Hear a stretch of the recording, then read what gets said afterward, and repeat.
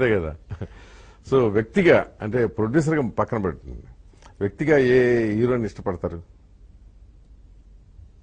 అందరు హీరోలు ఇష్టమే. అట్ట కాదులే, అది నేను వ్యక్తిగా అందుకని ప్రొడ్యూసర్ కంటే మళ్ళీ తేడా వస్తుంది మీకు ప్రాబ్లం. నేను అందుకని నేను అది జాగ్రత్త తీసుకున్నాను నేను. సో నాకు ఫస్ట్ వెంకటేష్ గారు అంటే బాగా ఇష్టం. అంటే నేను అప్పటికి ఫిల్మ్ ఇండస్ట్రీకి రాలేదు. Okay. అప్పుడే నాగార్జున గారు వెంకటేష్ గారు లాంచ్ అవుతున్నారు. I think 86. నేను ఆల్మోస్ట్ అప్పుడు స్కూల్ డేస్ కంప్లీట్ అయిపోతున్నాయి. ఆ టైంలో వెంకటేష్ గారు ఎందుకో అప్పుడు మీ ఆంధ్రజ్యోతి గాని అన్ని పేపర్లలో ఫుల్ పేజ్ యాడ్ వచ్చేది.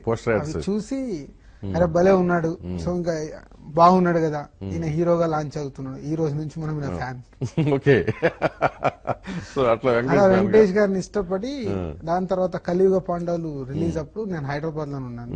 సో దానికి 1 వీక్ ముందే అప్పుడు అడ్వాన్స్ బుకింగ్స్, ఇప్పుడు మారిపోయింది కానీ అప్పుడు 1 వీక్ ముందే మొదలు పెట్టేవాళ్ళు. కరెక్ట్. సో అలా అడ్వాన్స్ బుకింగ్ తీసుకొని ఆ సినిమా చూడడం, అలా వెంకటేష్ గారితో కనెక్ట్ అయ్యాను.